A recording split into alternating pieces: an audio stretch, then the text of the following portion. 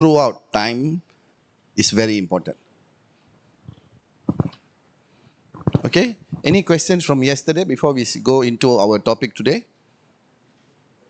Any questions? Anything to do with yesterday? For example, a volleyball, the lifter and Spike. they are not performing well. Okay. It is not one person. Okay. It is a coordinative. How will you how you get their performance?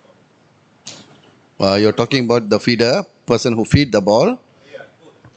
They should be in a place to get your best performance. Repeat your question. You're talking about a team of volleyball. Volleyball, two people. One is a lifter. Okay. Second is a Spiker. Okay. They should be in license. They should be Yes, synchronized. correct. Yes, correct. So That happened during practice. That is why we practice, to have the synchronization, to know where you will live, where I will hit. All that during practice. during a game, how will you know that one person is not performing well so that you can change later? No, if the person who's lifting the ball did not lift into the zone of where I'm standing, I'm the spiker, I'm going to spike. If he's lifting somewhere else, then he need to correct his technique. Is that your question? How are you going to measure the success rate? Are you talking about the success rate? So you will have zone, right? Remember, we create zone is not only for the ground. It's not only for the ground. Any space you can create zone. Even goal post, you know what football goal? You can create zone 1, zone 2, zone 3, zone 4. Most of the striker, where do they go for? From which zone? Zone to zone. From zone 3, let's say you divide the penalty box into 6 zones. If I'm in zone 6, and you tag every time from zone 6 I'm making an attempt, where will I aim the ball for? Same goes to volleyball. Where do they usually send the ball? And the spike goes to which zone? So you tag that. Athlete A, So we have to divide sub-zones. yes. Yes, you have to divide the zones so that in volleyball, you know, the zone cannot be out of the net.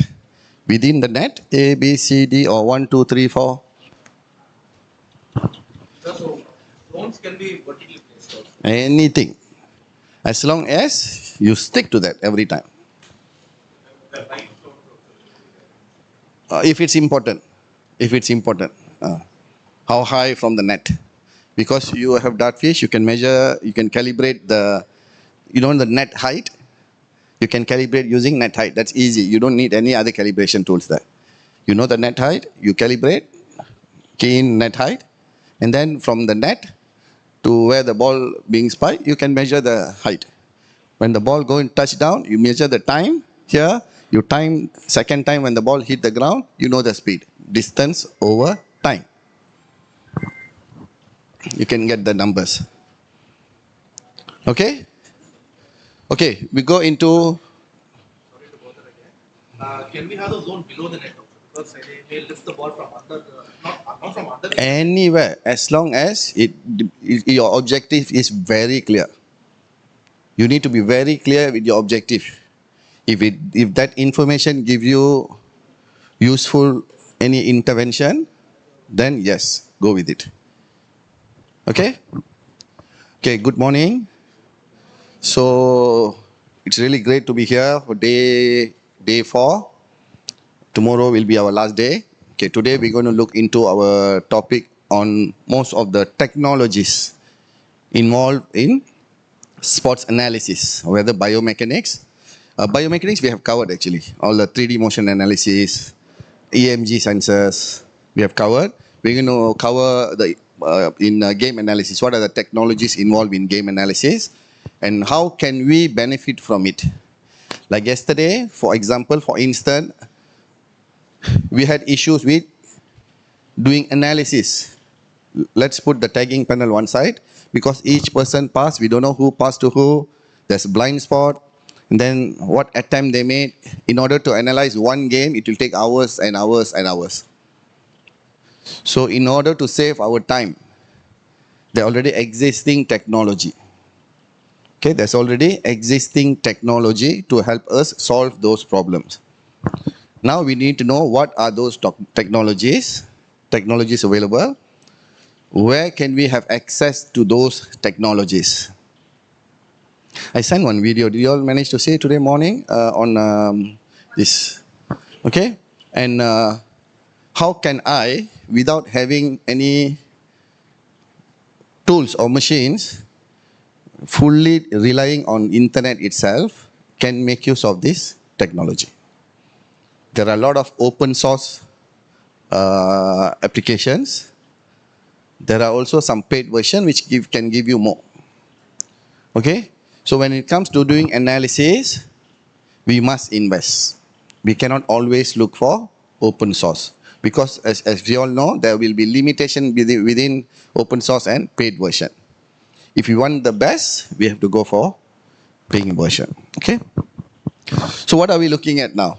Anyone know what are we looking at now? Who's tracking? Yes, the technology is tracking. Okay, technology is tracking. So from here, what will you get? If from what you can see here, from your understanding, what can you know? What kind of information can you gather from this technology? Running distance, number of passes. If it's tracking the ball, speed of the ball. If it's only tracking the person who's running, can it track the speed of the ball? If it's only tracking the person, can it track the speed of the ball? Yes, it can. Yes, it can. Because it will give information the ball, who's having the ball, and who's receiving the ball. The time taken from who send and who receive is the time of ball traveling. That is called machine learning. That is why we have AI. You have to feed all the information so that it will give you the data that you required. Anyone tried this before? Tried to play around with any AI softwares applications? Okay, after this, I strongly recommend for you, but go with basics first. Get to know about your metrics, that you're interested in your sports, and then look for the best platform.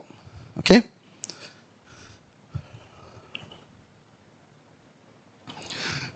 Okay, this is one example. This is also a company from, I think Italy or something, I'm not sure. Okay, a company which developed this application for boxing. So what you can see here, are all the metrics measured by machine learning, AI. Okay, the number of landed high impact, what are the impacts, how many punches thrown, the pressure. How do you count pressure? Someone standing here, I'm standing here. How do you count how many pressure based on this video? No, the pressure that I'm giving him. When I move forward, I'm pressuring him. Not physiological pressure. Not physiological, not heart pressure. This is the pressure I'm giving a person. So I go forward, I'm pressuring, I'm pushing him. You know, in tacticals, they are putting pressure into your opponent. Have you heard they say put pressure into your opponent? If you stand behind, if you go behind, are you putting pressure? No. If you are leading, your opponent need to take point from you, what will you do?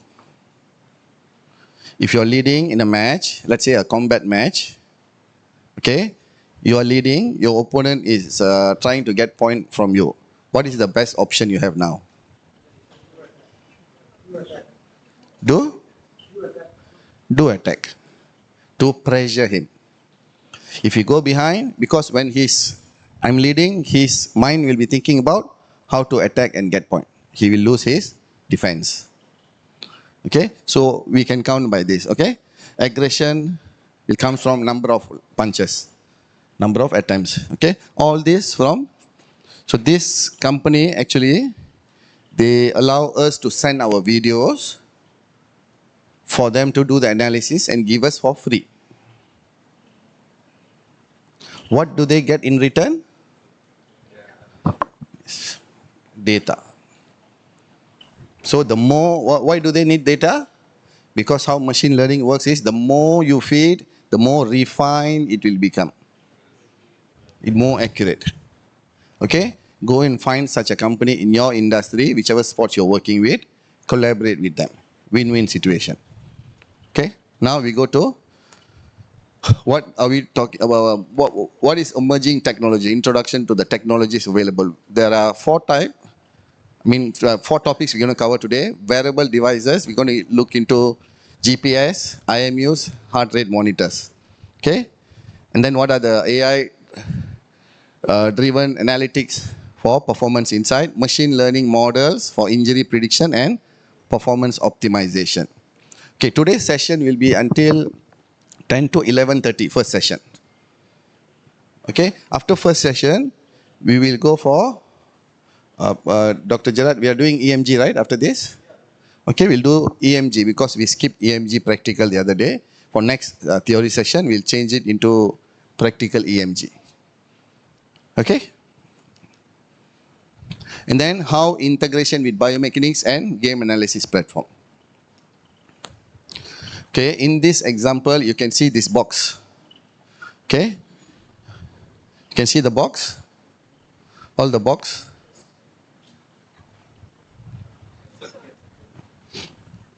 Okay? These are the boxes indicating the zone which you are interested.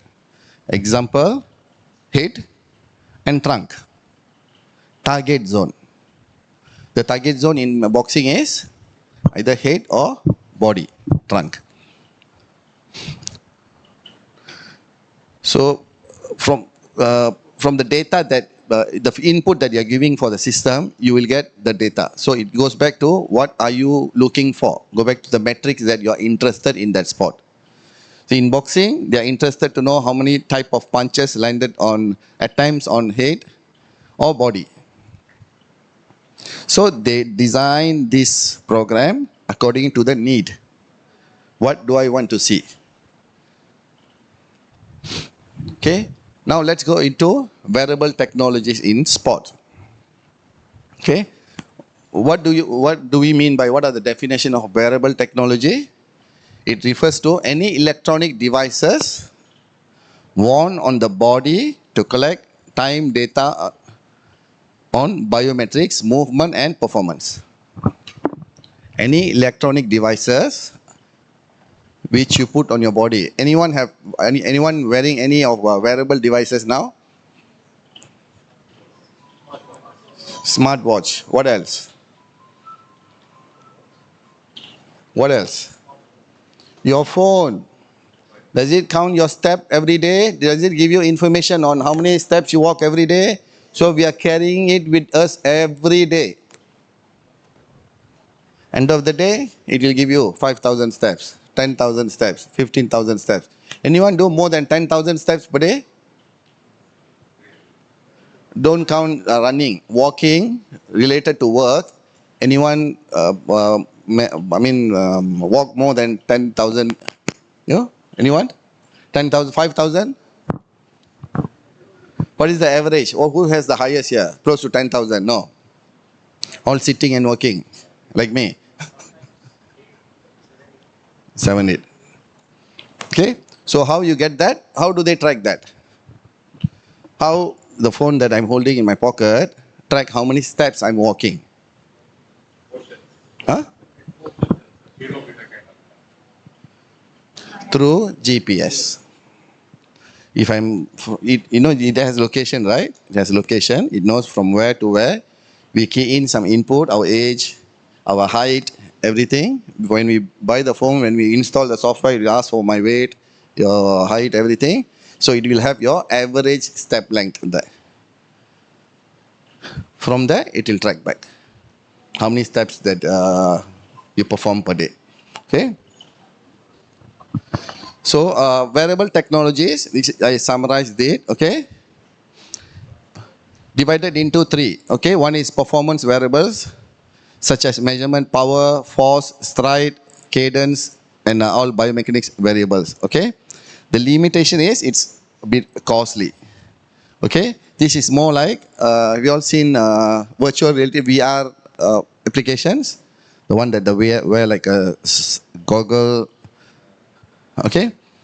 And then biometrics variable, such as sleep monitoring, stress, glucose recovery, and location-based variables, okay? This is application like track your distance, speed, your pace, like your phone, like your watch, what you're having now, okay? How many of you all wearing a smartwatch? Smartwatch, anyone? Smartwatch, how do you use it? How do you utilize it? It's very expensive, right? How do you utilize it? How do you fully utilize it for the amount that you pay?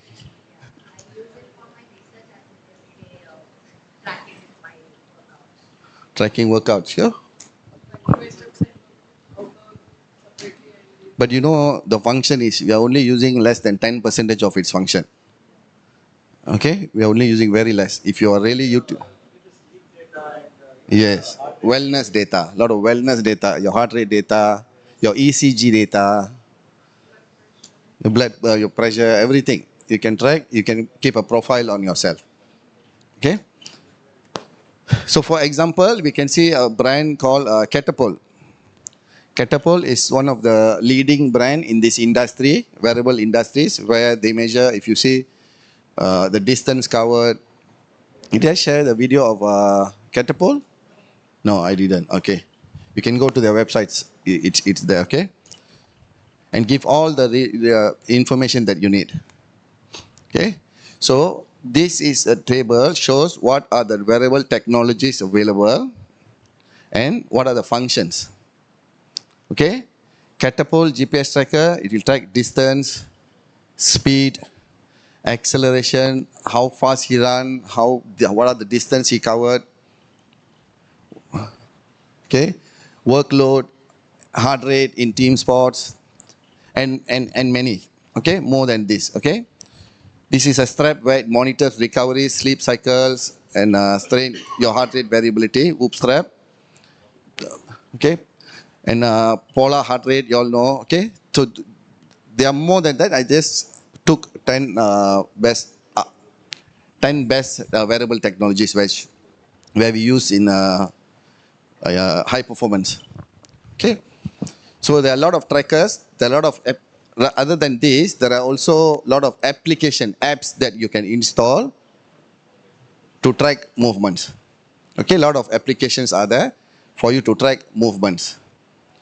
You have even Nike, they have Adidas, they have tracker movements. Okay, and one of the best now that in the industry is smart clothing, where they integrate EMG and biometric sensors to measure your muscle activity. So mostly they use this for endurance sports. This smart clothing, they use for endurance athletes. They even measure your sweat rate. Smart clothing, they even measure your sweat rate. It will tell you how much, when do you need to. Surface EMG? Yes, surface EMG. In the clothes itself, okay? There's a country which already developed this and they are using it. So I had the chance to see this actually when I travel. They use for marathon runners. They did the reliability study with marathon runners. Yep. I think they're yet to publish those papers, okay? And you will know how much to refuel. It even give you data on when to drink water based on your sweat rate, your heart rate, everything. You're recovered or not, how much of muscle activity going on, okay? And then foot sensor, I have one data, I will share with you one study that me and my colleague did with insole sensor with weightlifting later. Okay, what type of study that we did and what is the purpose, I will show you later. Okay, this tracker is to measure the movement this is for Catapult also, can measure the movement in whatever that we are measuring yesterday. Whatever indicator that you're interested to measure in as a key performance indicator, you can measure through here. Number of passes, number of success shot. Okay. So number of errors, the speed, who's moving. If you can see, it will give you who's running, who's settled, active. How do you code this? How do you describe this? If he's active or not? How do you describe is active or running or settled? What input will you give? What input will you give the machine?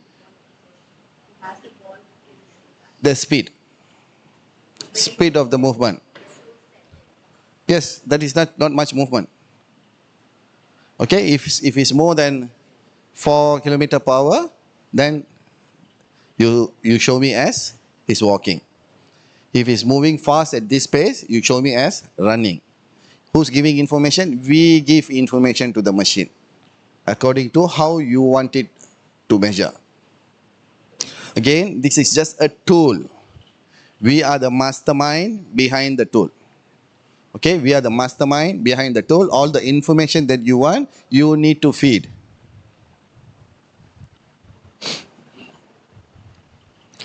Okay, now let's go into machine learning. Machine learning is a branch of artificial intelligence. I'm sure you all know what is artificial intelligence, which means the machine will think for itself.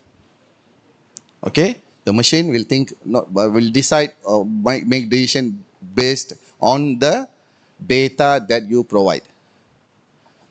Okay, now what AI apps that we have?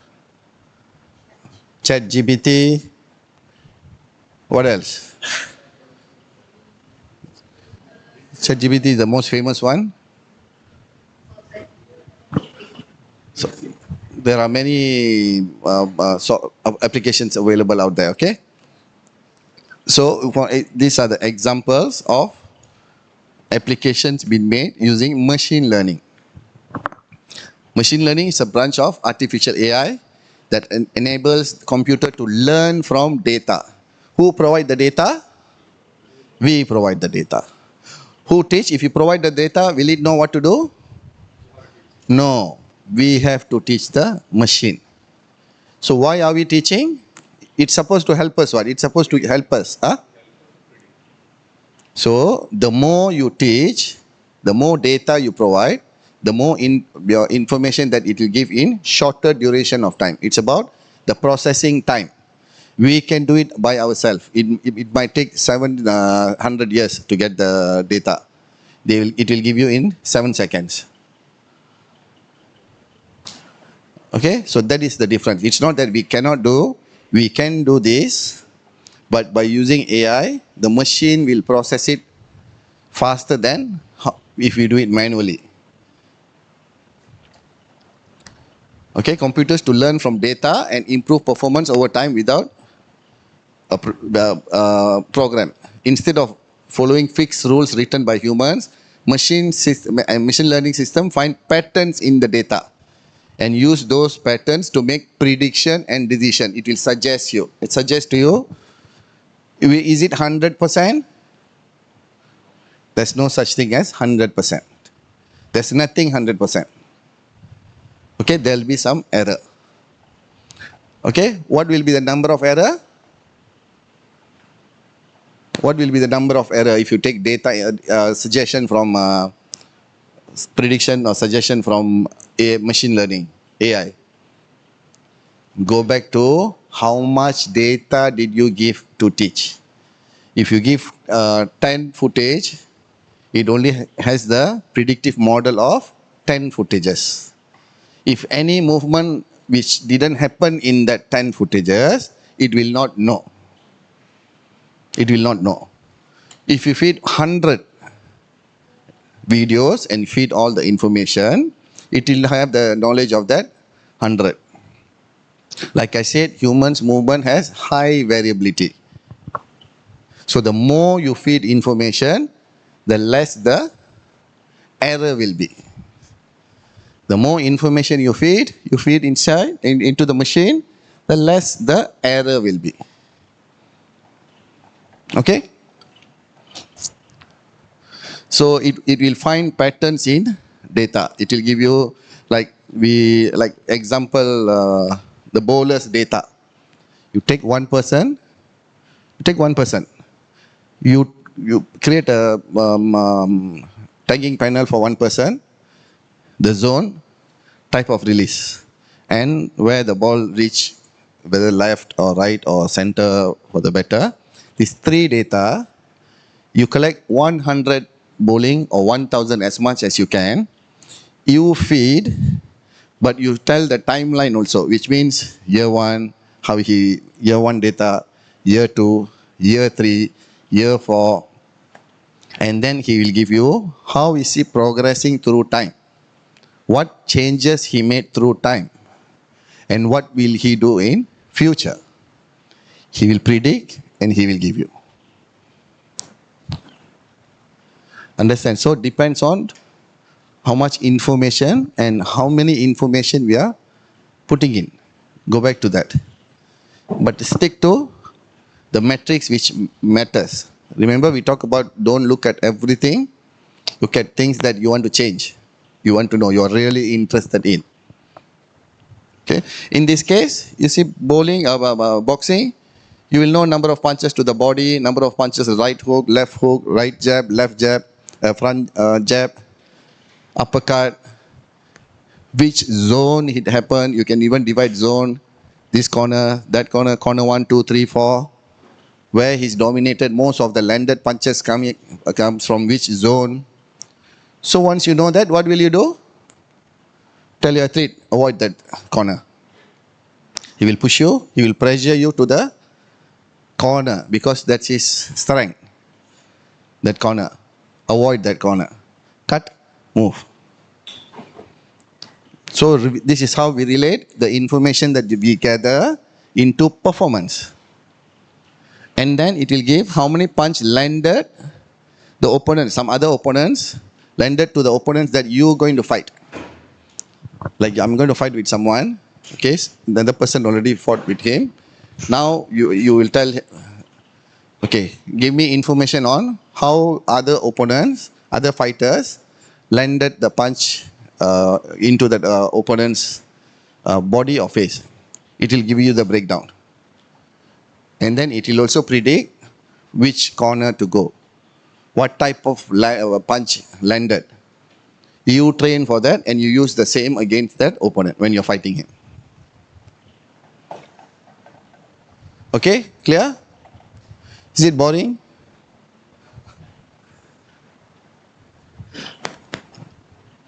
Okay, we have seen this.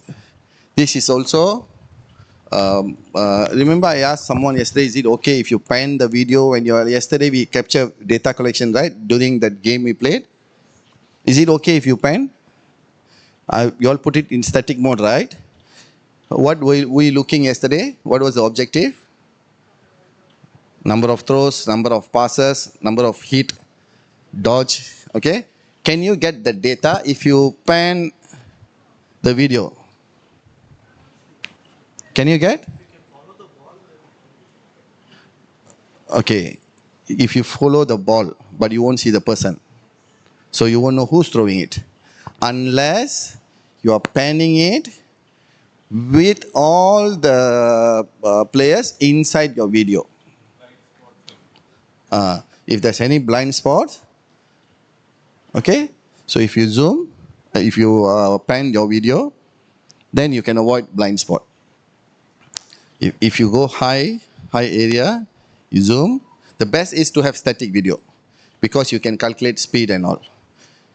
Okay, but go back to how it works. The principle is you need to know who's playing. All the four corners of the court need to be inside the frame. That is the objective.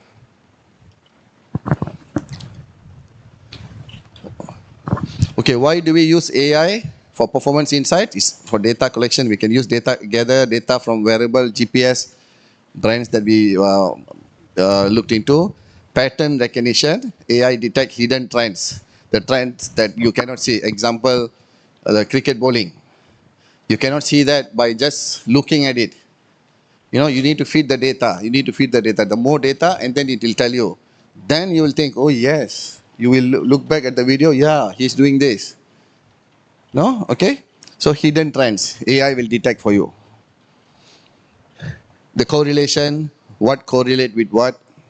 Okay, what has strong correlation with the movement and any anomalies in the performance. It also predictive insight, forecast injury risk. How will he get injured? How do you think it can predict injury risk, forecast injury risk? How do technology AI will tell you that this athlete high chances of him going to get injured? Wrong movements. What else? Huh? Loading pattern. So what else? He already covered that much of distance or whatever. We come back internal and external loading. It will give you, okay, now it's time to switch him. High, okay, fatigue and optimal training loads. Provide tailored plans for training, recovery, and nutrition. From the GPS data, it will also suggest very specific training plan, recovery, and nutrition. Example that smart suit that they have, wearable smart suit. It has all the data that you need to plan your training. It has the data to tell you how to replenish the nutrients that you're taking. Okay, now help coaches and athletes to make evidence-based, real-time decision. Okay, now can you all give me a few examples that the wearable technology or AI that you have seen? Put this aside, that you have seen, you have experience. Heart rate monitor, polar heart rate monitor, GPS, sugar monitor. What else? These are technologies. How about AI? Experience AI for sports. Hawkeye. GRS. Or video replay system, video review system. Ball tracker. The AI, any AI technologies you all utilized before? You all don't use ChatGPT to go and look for information? To read about information that you want? Okay.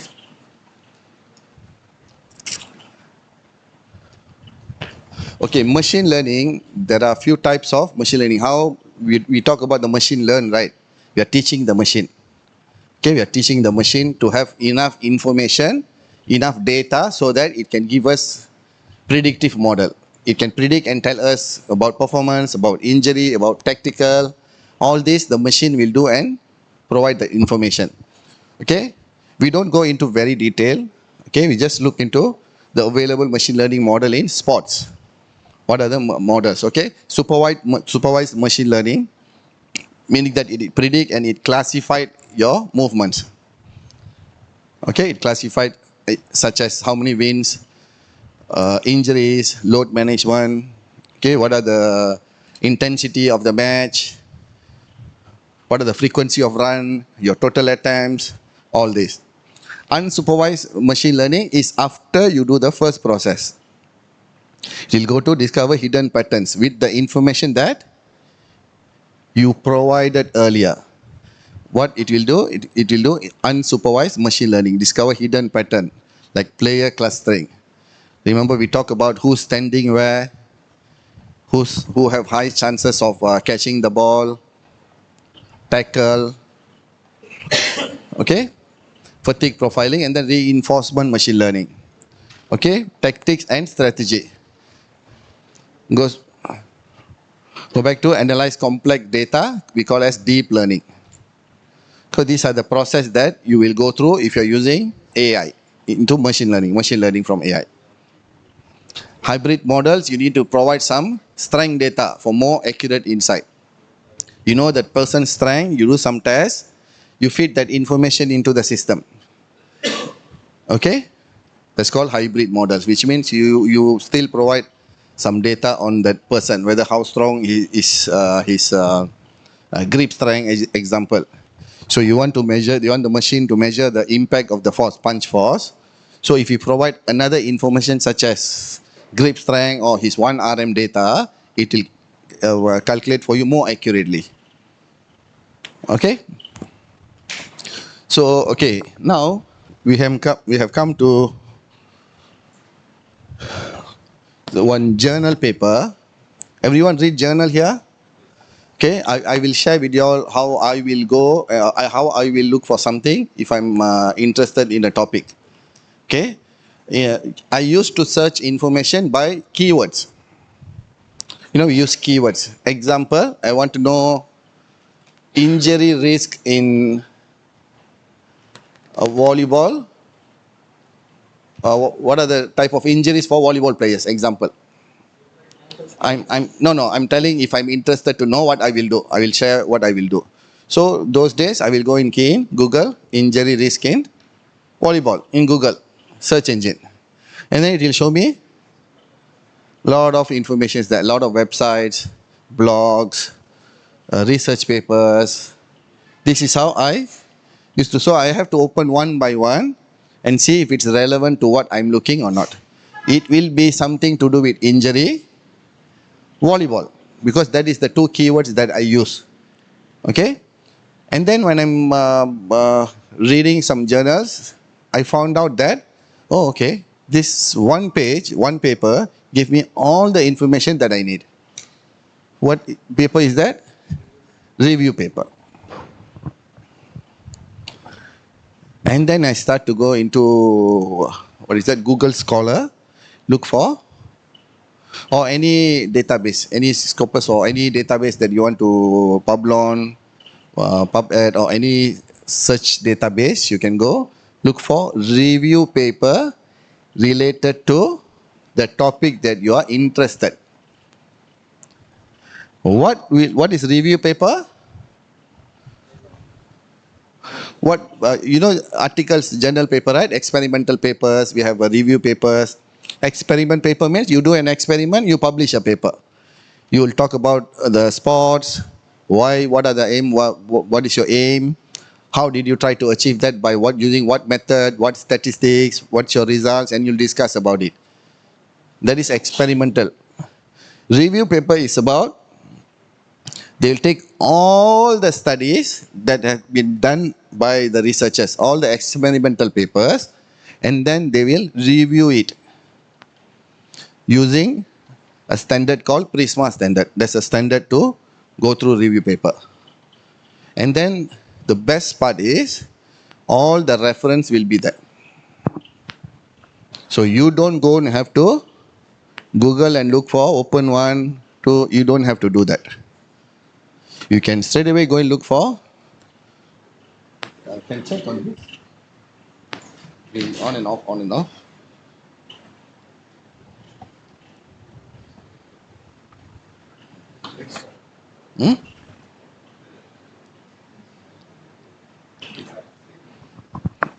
Okay, so the best is go and look for the review paper which published recently. Because in this is published in, when is it published? 2021. Okay, 2021. I think 2021. There, 2021. Okay. So someone might have published some experimental paper after that, which won't be inside this review paper. Okay. What did they talk about in review papers? Who look for what information? How did they do the research? The methodologies. They talk about methodologies. What are the findings? And then what are the important parameters for the topic? In this case, they talk about machine learning methods. Machine learning. How many methods are there? Machine learning method. Remember? We saw just now, just the slide before this. Those are the methods in machine learning. Okay? In machine learning, in what? Methods in sports injury prediction and prevention. We call this a systematic review. There's another method of this, what is the review paper, and we call meta-analysis. Okay, review paper and meta-analysis.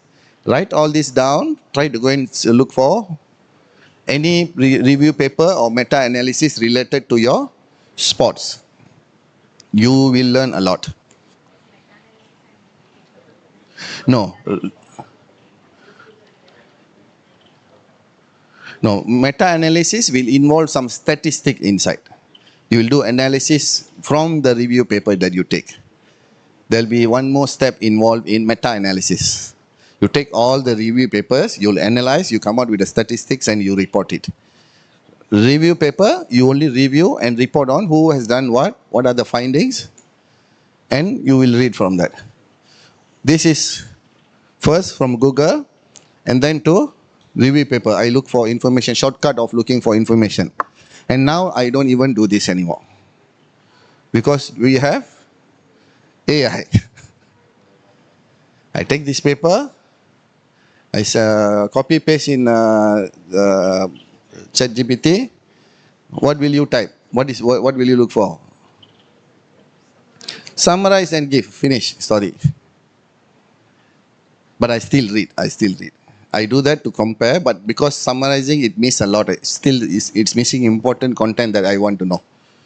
So I tried few times, but after I see it's not really giving me the information, the important information that I'm interested, because will be interested more on statistical part, then I put a focus on statistics. What is it? Illicit AI. You just have to pick the keywords like what you want to review, focus on the method or outcome. A lot of free AI, rabbit hole. There are a lot of AI tools for you to search for your information that you want. Okay? Focus on that. Artificial neural networks. ANN. That part of machine learning. That is part of machine learning, artificial neural network. Yes, it's just a method. You can use for anything. You can use for injury people. You can use for machine industries, manufacturing. All data, it's all numbers. What it's a method of using the numbers to get what you want using AI. It's just a method. Like when I say open, what does it mean? Open your book? Open a shop? It's just a method. You can use wherever you want. It's just a method. No, it's a term, artificial neural network. Okay? So you see, those questions, this is where you spend your time and energy for. When you read, you won't understand half of it. Or maybe 3/4. At first, beginning, I don't understand 3/4 of it. Not 3/4. 90% of it I don't understand. I only understand the words and, is, if. When I read journal paper, when I started journal paper. Because I'm from different background. Okay? And then I made it a habit of reading at least one paper every day. And then increase to 2, and then increase to 3 papers every day. Where do I read it? How do I know?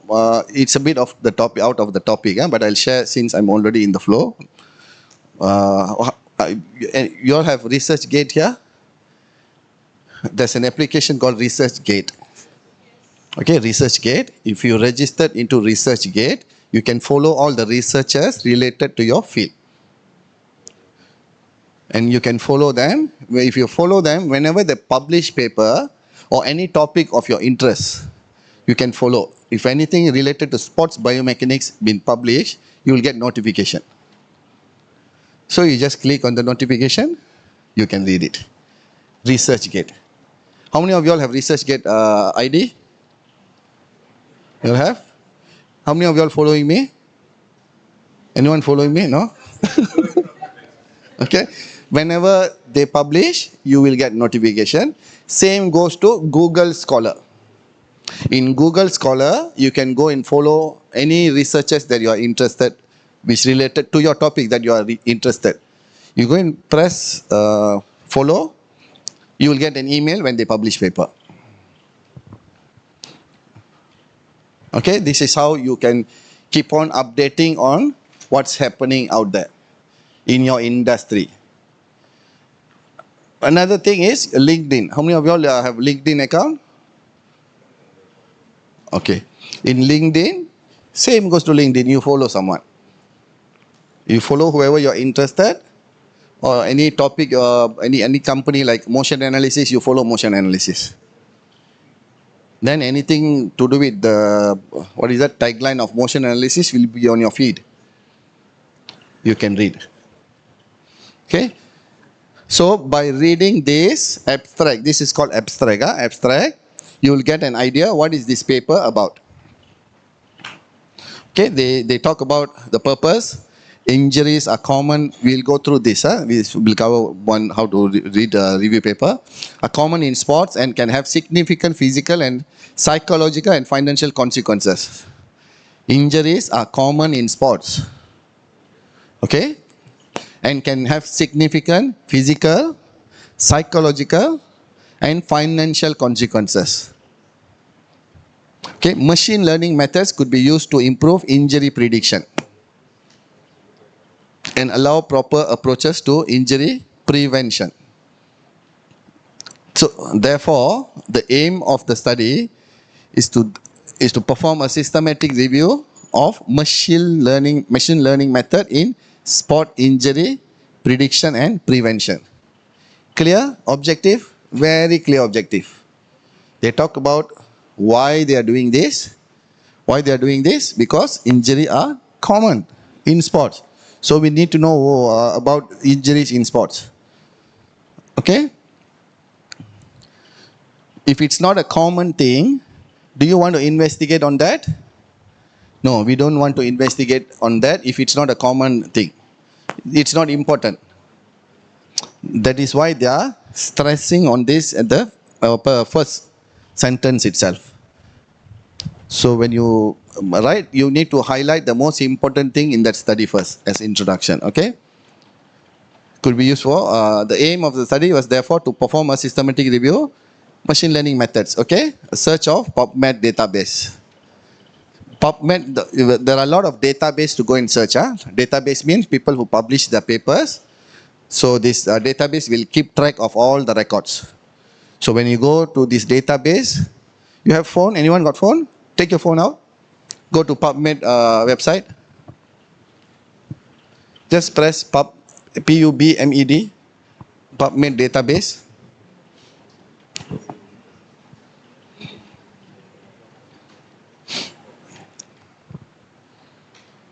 Okay, put a keyword there. There'll be a search keyword. Just put any keyword of your interest. What are you looking? Have you all seen here that? Okay, look here first. You see here any papers you'll have keywords. You have to give 5 keywords when you publish papers or articles. What is it for? Database searching. Yes, when you go to the database, you want to search. If you have this keyword, machine learning, all the papers which, when they publish, they put the machine learning as keywords, will be visible.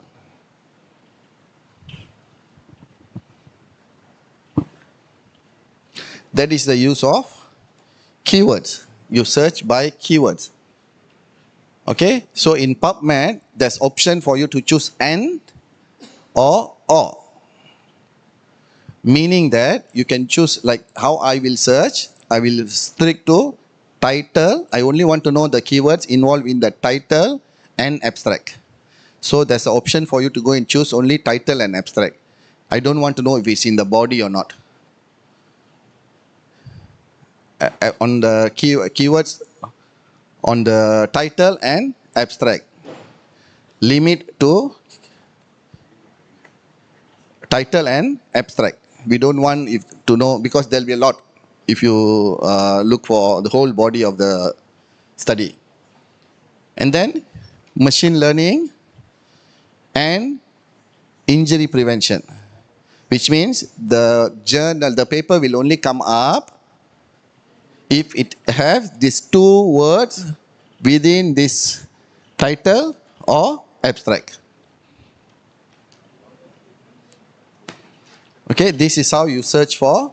If you want systematic review, you type systematic review. If you want to know, is there any are there any systematic review paper on badminton? Systematic review and badminton and injury or biomechanics, whatever that you want to know. Okay, all the papers related to these keywords will be there. You can download it. You don't have to download. If you have cross-reference Mendeley or any account, Zotero or whatever, you can export it to directly to your reference manager. You don't have to download. I used to download. I don't know that you can directly cross-ref that. So now you open up your reference manager. Once you have this, you can add it into your reference manager. I use Mendeley. That's EndNote,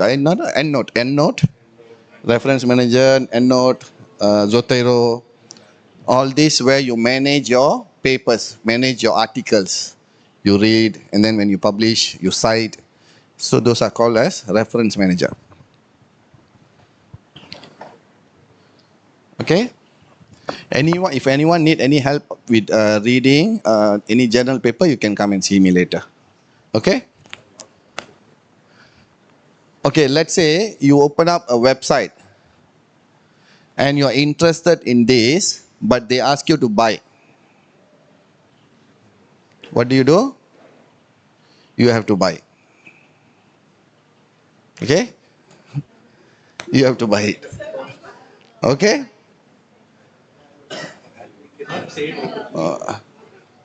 So, if not, usually you can actually email the corresponding author. You know, how do you know who's the corresponding author from here? One with the star. Whichever has the star up here, they are the corresponding author. Their email will be on the site. So email them. Say that I'm a student. My university or my institution do not have access to the journal that you publish. So it will be really helpful if I can have a copy of your study. They will send you. Follow the author and results. No, if it's a paid one, they don't publish. They only publish abstract. What they do, private version they keep it. If you ask request email, they'll send their private version. Yep. They will send. Yep. The original version, the manuscript. They'll send you the manuscript version. Okay. Understand what we are talking about here? This is, even though a bit out of topic, it's important for you all to, because we go with what we have. We have time. We have access to the internet. We have mobile phone. These three means you have everything. You have these three, you have everything. You cannot say, I don't have this and that. You have the time, you have the energy, you have access to the internet, you have mobile phone. So the whole world is in your palm now. Whether you use it or you don't use it.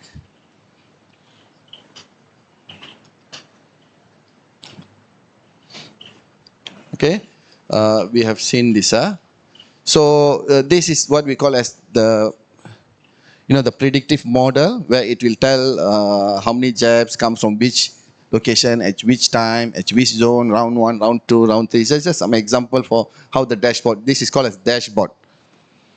Okay, how the dashboard will look like. So you can see the live coding, which minute, what happened, hit, hook, score. Look at if this here, they're measuring the quality of the attempt. You see there's a number where you can measure the quality. 1 dot, 2 dot, you've got 3 dot means solid punch. So the metrics, who chose this? The 4 got 3, got 4. You see who measure this? The machine measure this based on the input variables that we provide. Example, if you said that any undefended punch with this speed, calculate as 4 dot. So only undefended, when he's doing this, he get hit here with that amount of, let's say 100 kilometer per hour punch, example, or Newton, 200 Newton. You measure that as 4, then it will measure for you. measure the force of the punch?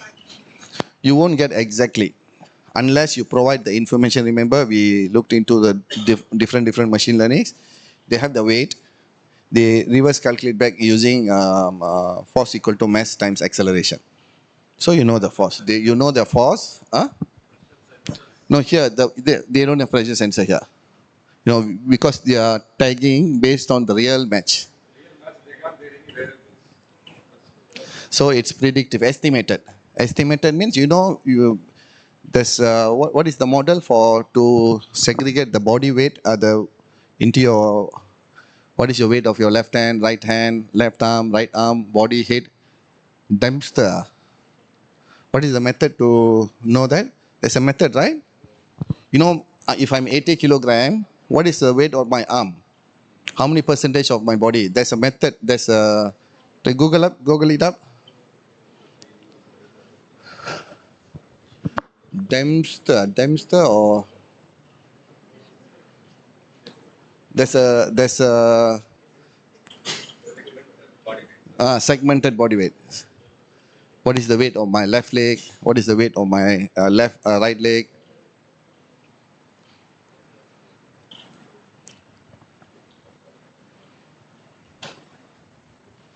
Just type the method of knowing segmental body weight.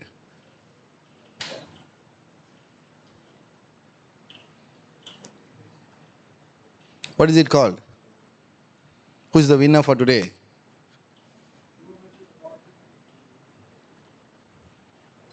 Segmental bioelectric impedance. No. There's a method. The person who validated that method.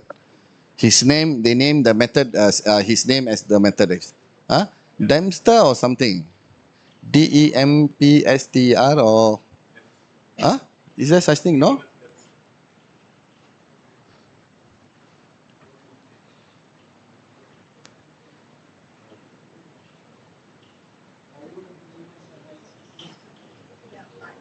Hmm? No. Dempster and class are two others. Huh? Dempster and class. Two big names of it. Dempster, Richter, class. What is the finding? The head and neck is approximately 8%. What method do they call that? There's a name for the method. Dempster, Yes, that's the one. So by that method, they'll approximately they tell if you are this weight, your 80 kilogram or 100 kilogram, your hand will be how many percentage, your leg, no, that one different. In body is different. When you stand, it will give you, huh? Lukaski. Anyhow, the whole reason is you will use all these formulas to put into the algorithm. And then it will give you a predictive value. Nothing is 100%. It will give you predictive values. Okay, what is the force? That is why they didn't mention here force. They say the quality. You see the quality. Because quality means there will be different variables involved in that quality. One is speed of the punch, impact of the punch, all this. Okay, landing area, with it fully land, or it miss. All that involved into quality. Okay. Now, we already talked about performance and AI. There are also technologies involved. In day-to-day technology involved to avoid injuries during training and competition. Okay, for example, in hockey, we have shin pad. Okay, shin pad. Now they have instrumented arm guard, shin guard to know the impact that you are receiving.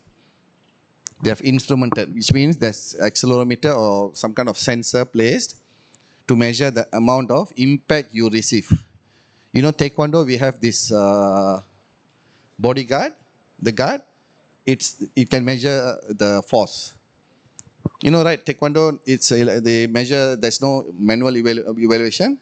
The sensor will wear stockings with sensor, and then you have to kick the part where the scores are allowed.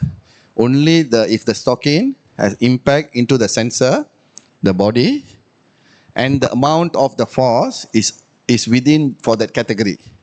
Example, if you are 50 kilogram, you need to provide 10 pound of force. If I kick him, if he block here, you won't get point. Electronic, that's we call electronic system.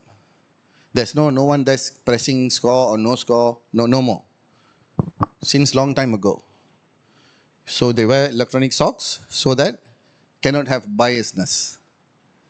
You cannot have biasness because you only get score if your leg hit the target zone. And it has to be within the range according to your weight category. The sensor that you wear will only give you score if your weight is 50, 10 pounds. If you're 55 kilogram, 12 pounds. If you kick 10 pounds, no score.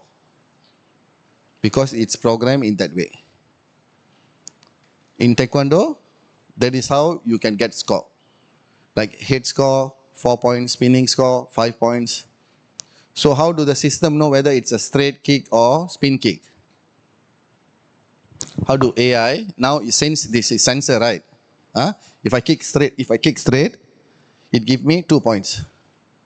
If I spin and kick, it gives me 3 points. How will it know it's a spin kick? It won't know. So we have a judge sitting there to give 1 point extra.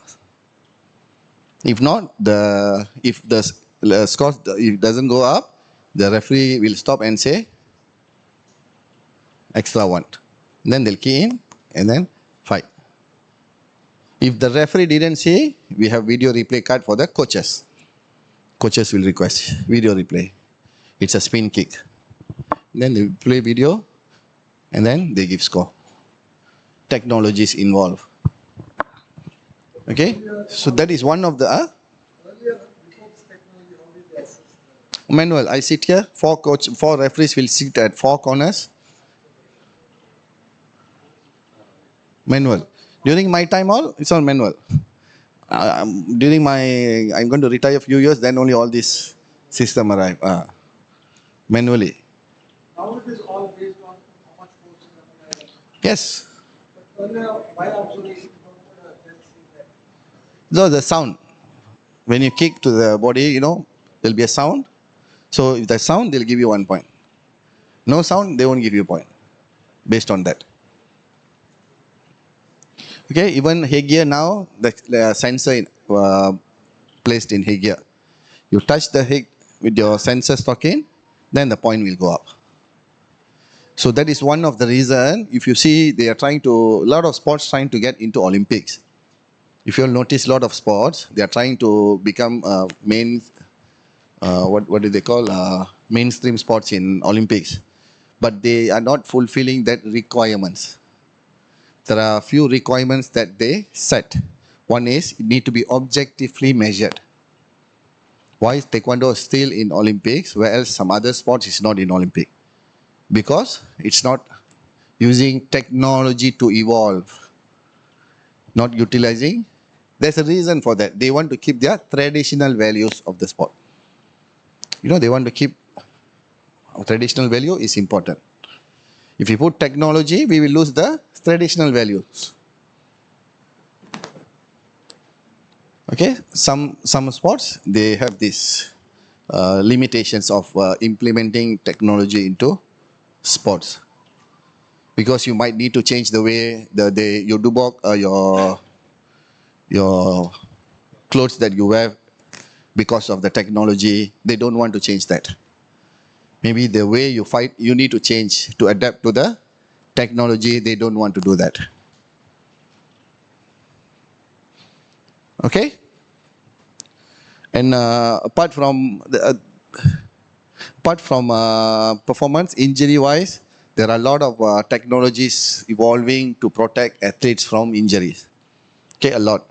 Like groin guard, you have mouthpiece, mouth guard, and then now they have what is that? Technologies, materials which they use where it will be rigid in your body. It will be very flexible in your body, and it will only activate and become rigid to protect you once the impact is applied. Okay, so to make you flexible, but if someone is attacking you in that part, that material will expand and become rigid to protect you very fast. Okay, so just for information, someone with someone with like amount of produce impact force can goes up to 9,000 Newton. The impact force of kickboxing with high velocity can goes up to 18.3 meter per second, which produce highest impact force up to 9,000 Newton. Okay, imagine someone is receiving 9,000 Newton on the face without having guard. What will happen to that person? So all these technologies evolving to protect from all this from all this happening. Okay, so this is just for your guidelines that different type of scenarios that accident can happen. Okay, different type of scenarios where accident can happen, expected and unavoidable. Anyone can just explain this? Can anyone understand? Expected and unavoidable. Can you see it in this video? Is there any expected but you cannot avoid? Example. Okay, I asked someone to stand here. I said I'm going to punch you. He's expecting that, but I'm faster. I still land my punch on his face. That's expected but unavoidable. Okay, expected and avoidable, same scenario. I expect, I dodge, I guard whatever that you're doing. Okay, unexpected and unavoidable, you don't know what is going to happen, huh? Which one? To the body. He want to go to the body, but he switch, go up. Okay, another unexpected and unavoidable injuries happen without you knowing. Example, when you are kicking, someone hold your kick in some sports. When you take down, you break your leg. You don't know. You didn't expect. You didn't see that coming. Cannot avoid that. Unexpected. Okay, unexpected and avoidable. Unexpected and avoidable.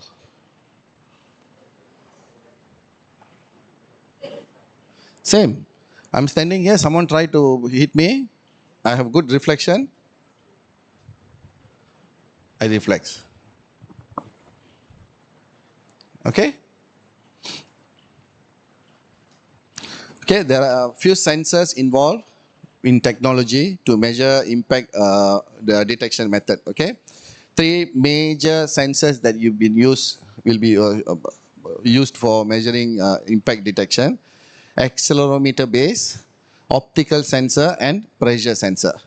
So this example of that taekwondo sparring vest we call taekwondo sparring vest here. Okay, these are the videos, footages taken when they are doing impact reliability tests. Okay, this is for boxing. They place optical sensor, accelerometer to measure the impact. Okay, so this is Gen 3, the latest generation of taekwondo bodyguard, called PSS system. Okay, Gen 3. So they have a more reliable sensor, because sometimes the issue with this technology is it's not very reliable, which means if I keep kicking 100 times, it might detect 90 times and not detect another 10 times. So this technology evolving to make it more reliable by adapting to new type of sensor, new technologies involved. Okay.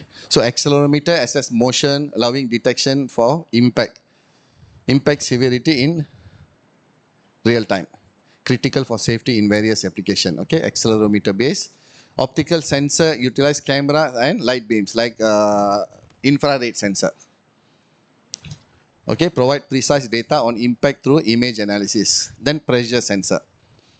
Pressure sensor, rapid change in pressure, effectively identifying impact, offering optical feedback in dynamic system. So these are the type of sensors available in the system. Okay, what are the sensors again? Tomorrow exam, right? Accelerometer. Remember tomorrow you have exam? Name 3 sensors to measure impact. Huh? Pressure sensor, optical, accelerometers. Okay. Okay. Key innovations is martial art. From here, if you see kickboxing, same. They use these AI tools again to predict the pattern of injury. So here in this case, the pattern of injury, how many punches land, everything we put it into performance wise. But what type of injury happened? From there, they will come out with intervention to not to how to avoid that kind of situation in future. Okay, sensor base.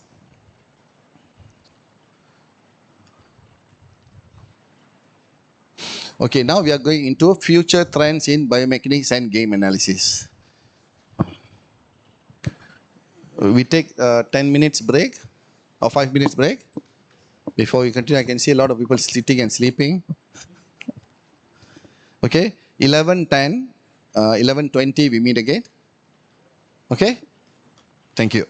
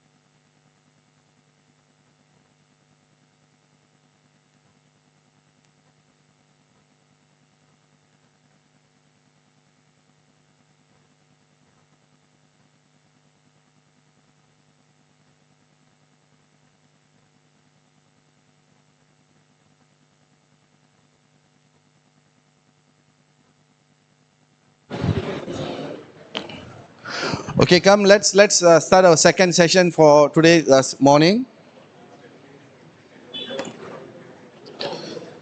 Okay, so what are the future trends in biomechanics and game analysis?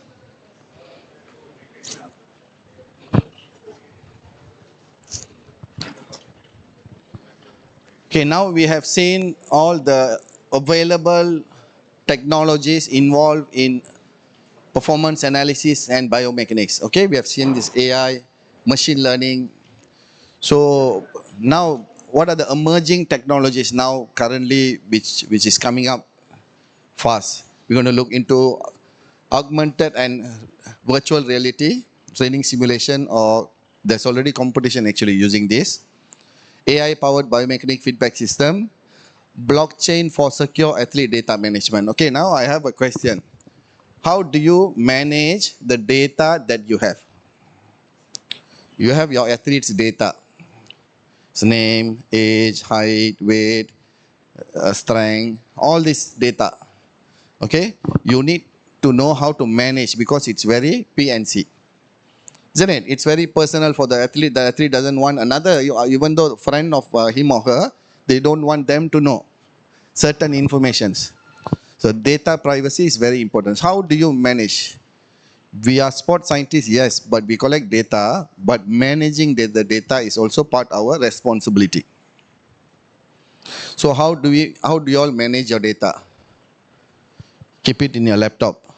Usually we does that, right? How if your laptop hard disk corrupted? Okay, upload it to the cloud. Is the cloud-based system safe and secure? No. So how do you manage it? It's also important. We need to take this into serious consideration. Okay, that's why now we are going to talk about blockchain for secure athlete data management. Okay, and then integrating a multimodal, we call this as dashboard. You know, we have a system called AMS, where I'm working. We have something called athlete management system, AMS, where we integrate all this data and we create a dashboard for the athletes to see, for the coaches, and all the stakeholders involved. Like the association will have access, National Sports Council will have access to the dashboard, but we will keep certain information blocked, where only the athlete will have the access to go and key in. Example, the wellness every day. How do you feel? So we have this application every day morning when they wake up before training, 1 to 10, they'll go and say, okay, I feel 5. Tired, body soreness. So we can track their wellness throughout time. Certain data we have access, we give access to coaches and other sports scientists, other stakeholders, but certain data we don't. Okay, so this is one of the technology that been emerging for taekwondo, in taekwondo, using virtual reality. Can you see them wearing that? So actually inside here, both of them are fighting now. This competition happened in Singapore. Okay, so remember we discussed earlier, we need to move on with technology. We have to move on. So this is to what can they avoid by doing this kind of fight? He's fighting with virtually injuries. What injury? Contact injuries. There won't be, they still can, non-contact injury can happen. Okay, wrongly land, all that can still happen, but can avoid contact injuries. The scores will be here, who score, who doesn't score. Okay, so, but again, we go back to what is the point of purpose of that sports. Okay, they are always two-sided for us to see. Should we move on of technology? Yes. Why? To avoid the injuries. Okay, but it's not officially implemented yet. It's like what is that? Demonstration shows and competitions going on. Okay, even in Malaysia they held this in one of the state. Okay, so data management. Now we're going to talk about data management. So blockchain, what is blockchain? Is decentralized digital ledger that record data in a chain of blocks. You can go and read about it. Okay, blockchain is a secure place to save your data, athletes' data. Okay, there are many companies providing this kind of services. Okay, you can buy their service. They'll give you the applications. You can key in there. They will store it very secure. Okay. Once data is added, it cannot be changed or deleted. Every entry is timestamped. What time you're entering the data, they'll have the record. Okay, and verified by multiple participants. Depends on who you are giving access to. Okay, it's transparent, paper-proof, and secure. There are also papers on that blockchain in sports, a comparative analysis on application of for football and basketball. Okay, go through, read about it. Okay, so what are the main benefits? Increase revenue stream because you have a lot of data there. Okay, and then enhance fan engagement, improve transparency. In I think in cricket they have, right, after hit straight away there will be like what is that? Some data will be there. Do they have? There'll be what other sports they have such thing? Immediate analysis. Huh? NBA, tennis, immediate live analysis. There'll be keep feeding, so that to keep the fans engaged, to know what's going to happen next and all. Okay, fraud reduction. Okay, so it also help used in many other industries. Okay, fitness industry, sports industry. You can use that for sporting goods, training, exhibitions, and all. Okay. Okay. Now this a list of websites and tools offering AI-powered features for sports analysis and performance analysis. There are multiple softwares available. So few free, open source. There are few that we need to pay. There are few that they'll give you free trials for a few days, and then you have to pay. So you can go and explore this. Okay, there are videos, applications for biomechanics, instant video replay, which you can connect to your phone, to your screen immediately, and you can provide instant video replay. Okay. So the description, some will give statistics, some will give you analysis on based on the AI module. Okay, some like live sports AI is for video analysis tool for mobile application. Okay, so you can go through this. You can just go and search. Spend some time to explore one by one. And then you see which one suits your sports and. Whatever, if you have laptop, if you don't have laptop, with your phone, which is compatible with what device you're using, and then you stick to that. Be a pro in that with the device. Okay, we are ending exactly 11:30.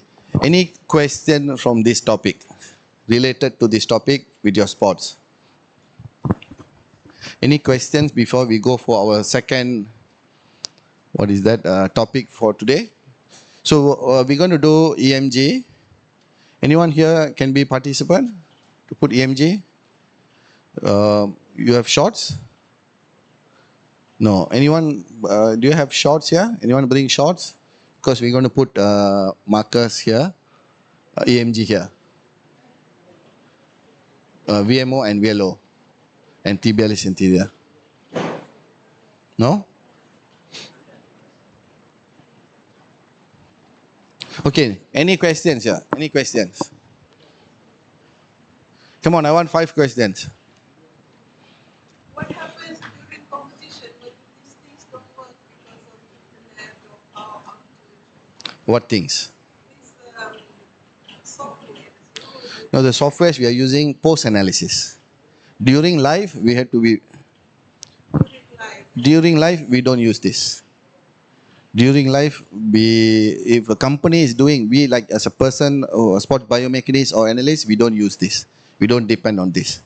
We depend on the instruments that, like I said, we bring camera and then we connect to our laptop, and then we will depend live on what we are doing.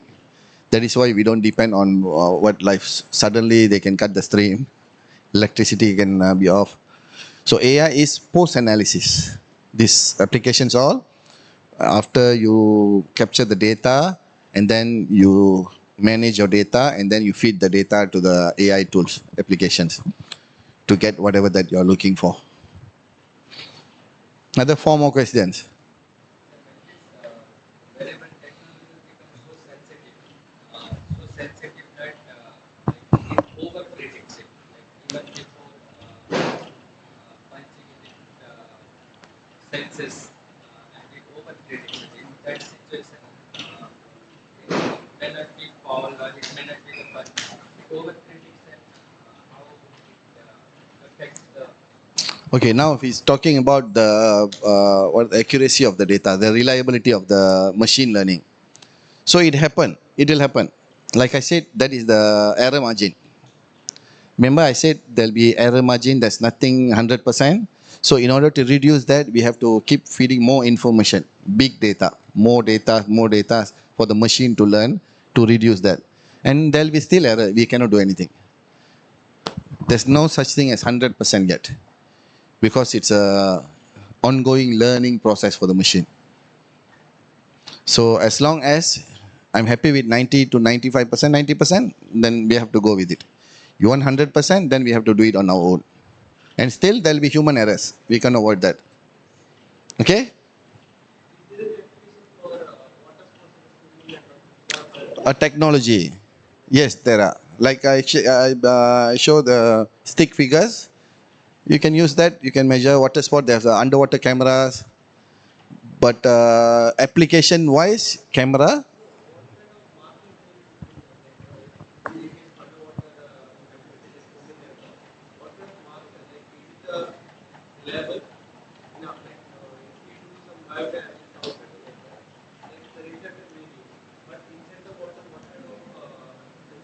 No, there are underwater markers. There are reflectors underwater markers. If you go to colleges, they have also. Uh, no. They make that materials to waterproof. Waterproof materials. They have underwater camera. Everything. They have that.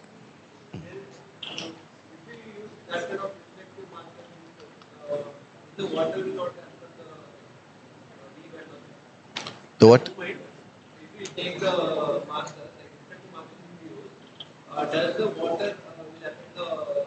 No. They made it like you stick. It's not like a paper or what. It won't move. It's like a, you know, the 3D marker, infrared marker. It won't move.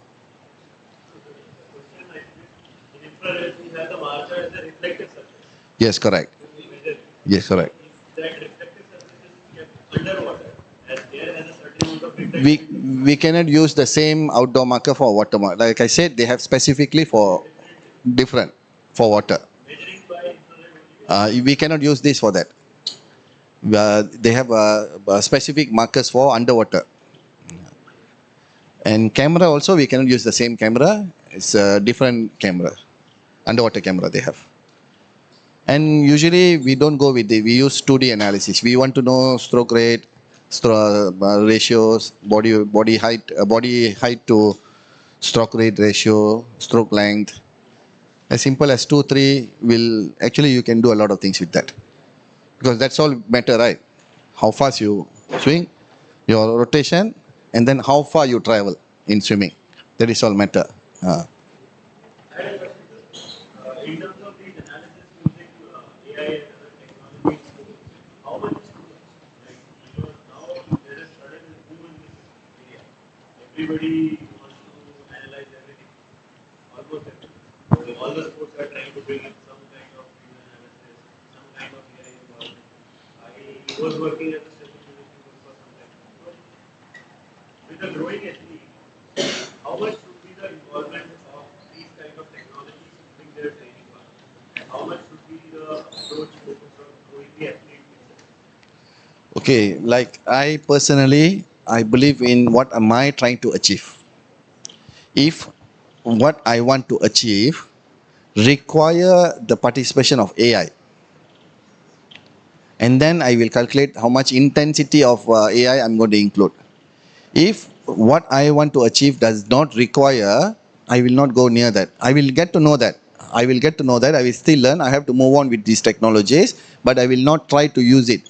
Because when you're using something that you don't know, you will make the process longer. Because you're trying to incorporate something that you don't know into something that you want to do. So I will move on this at the pace that I plan. At the same time, I will learn this AI. So when I think that, okay, I think I'm ready to incorporate this to speed up the process.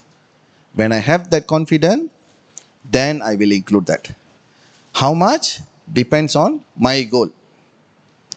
Like currently, we are working with local company to develop. Just now you saw right the boxing one AI using AI. So we are working for taekwondo. Because now time consuming, like I said, in one match for one day, we only can do 3 or 4 matches if you're doing detail, 4 layers or 5 layers. The machine will do in maybe 1 minute, 30 seconds. So that is for long term. But still now, I don't take this and put and try this and that. No, I don't do that. I keep stick to what I can do. At the same time, we are learning that. At the same time, we are looking for some third-party company who can help us to shorten the process, learning process. I don't have to. You don't try to do everything on your own. You don't have to, actually. You just have to know, okay, I want to do this. If you don't know, can I learn this? If yes, you learn. If you think, I think I can, but I don't think it's worth the time that I'm going to spend. Give it to the person who already know how to do that. Learn how to manage your time well. Very important. Don't try to go and learn everything that you see or read. Try to understand it. If someone, example, you don't know statistics, you have tried multiple times reading statistic book. You don't know what is parametric test, non-parametric test, what parametric should I run for this. Okay, so usually you run statistics. What type of statistics will you choose? When do you choose the right type of statistics? When is the right time to choose what statistics I'm going to run? When? Your? Okay, your objective. And when you run you have an objective, you want to know repeated ANOVA, whatever, because you already know that general. But what statistic I'm going to run, you only can know after you run your normality test. Once you run your normality test, you will know which parameters normal and not normal. And then you need to find the method to statistic to run for parametric test and non-parametric test. The method of reporting different. But in general, yes, before when you do your proposal, you already know, okay, for this is my statistic depend on your sample size. Okay, you know how to test strength of your sample size? There's a free software called G Power. You can download it. You can include what sample size, what statistic you want to run. It will tell you need 28 athletes for this study, 38 athletes for this study, 68 athletes for the study. Okay, from there, then you know how many athletes to look for your study.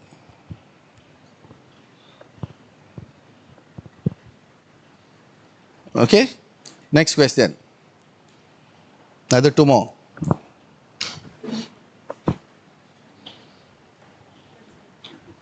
Done?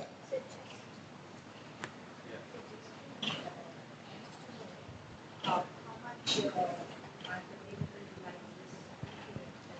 Are there any difference? Can we just say that it is not 95 to 97% Yes, any device which is out there in market for commercial will have to go through a reliability and validity test. Whether it's the company itself or any researchers or any third party people will conduct the test. So if whatever device you want to use, first go and look into the reliability of the product. If you are happy with that results, if you're happy, I think, okay, I'm happy with this 95% or 90% accuracy, I'm happy, then you use it. If you're not happy, don't use it. Because mostly when you report, they use statistics to report. You know, right? When they report inter-reliability tests, they use statistical analysis. So there will be some plus minus margin error from what they report also. Plus pilot testing. That software pilot testing for your subjects, how many, just to see if the subjects they are able to use. This is for what question? The question. Pilot test. No, if you want, I'm talking about if you want to use the device for any study, publish. If you want to use for your own athlete, like I use a device which is not even validated. But as long as I'm using the same device every time with the same athlete, it's going to give me the same number because I'm going to compare based on percentage. Okay, I'm punching now. Example, my real punch power is 100 Newton, but it's giving me 90 Newton. It's only 90% right accuracy. Understand or not? Real power is 100, but when I'm punching, it's showing 90. So it has 90% accuracy. But if every time I make the 90 as my 100, I normalize to 100. And then every time I punch, I do the same method. So you're going to compare with your same data with the same device. Then I don't have any issue. But if I'm publishing what I did, then people will question. The reviewers will question the reliability of my method. But if you stick to that, and every time you use, like these apps, a lot of apps can measure jumping height, vertical jump, horizontal jump, all these free apps. There's no harm in using it. As long as you set up the protocol, say every time the same protocol. Don't switch your protocol to one time. You don't record. I don't see anyone recording anything the day when the test. It's 101 of data collection. You write it down before you collect your data. What you're going to do, how you're going to do, who's going to do what. It is very important. Okay? You must record everything that you're doing. Okay, if there's no more, any more questions? Well, that's it. Okay, so Dr. Gerald, we can continue with EMG. So